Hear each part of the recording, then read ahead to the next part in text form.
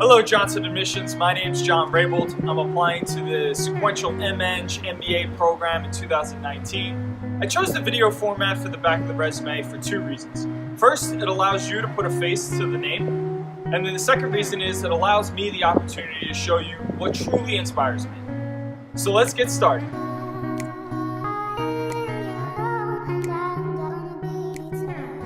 I grew up in the southern part of New Jersey in a small town called Port Republic.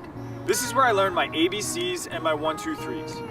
Eventually, I made my way up to the College of New Jersey. This is where I learned the design strength of a bridge deck. And at Cornell, I'm learning about the optimization of systems. But there are really three life lessons that have defined me and motivated me to become who I am today.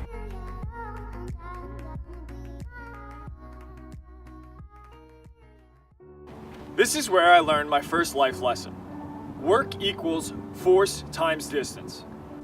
What originally started as a physics equation that I used to pass an exam actually became the motto for how I see my life and how I work and how I operate, through struggles or through good times.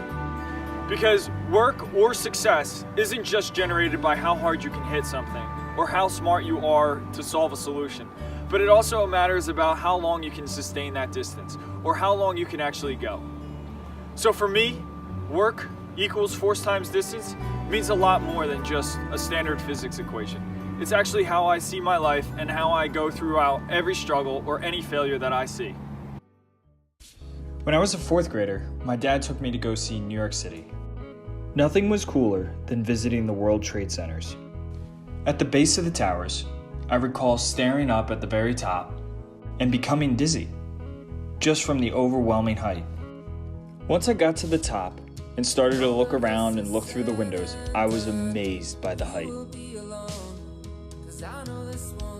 Exactly 5 months later, on September 11th, 2001, I was sent home from school without an explanation.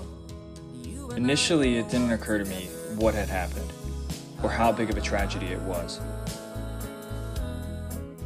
As I got older and fully understood what had occurred that day, I realized how lucky I was. This came full circle on October 31st, 2017. I was working on the Brooklyn Bridge as an engineer and got a phone call from my client to get off the bridge as soon as possible.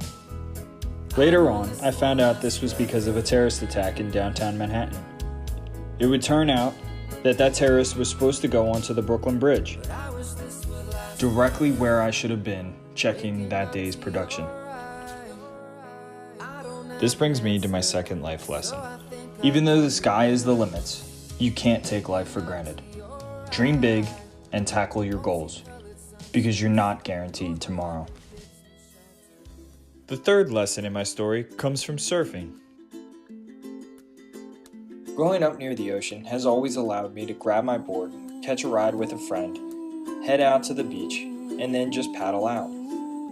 Now, when most think of surfing, they think of someone gracefully taking off on the perfect wave. But even if it's a great day, this is still only about 5% of the surfing experience. Most of surfing is actually spent waiting for larger sets to roll in. This is where you get to sit back, enjoy the ocean breeze, the sunlight, the company of a few friends, or even a few strangers. As the wave finally comes in, you carefully look for the wave that's going to suit your style. You have to paddle your heart out. Dig deep into the water to propel yourself with enough force to get you into that wave. Then it hits. That blissful feeling of the wave taking your board. You can either mess up and spend the next few moments churning in the wave, or you can jump to your feet, stand on your board, drop down, and make that wave count.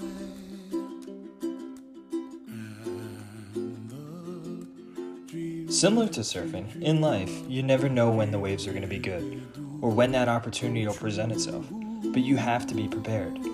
Of course, enjoy the whole experience, because you never know when you're going to get that chance. But when it comes, make the most of it. Paddle or work as hard as you possibly can to get onto that wave. Once you're on it, enjoy that ride and make it count. Thank you so much for taking the time to watch my video. I hope you enjoyed it, and I can't wait to hear from you. Thank you.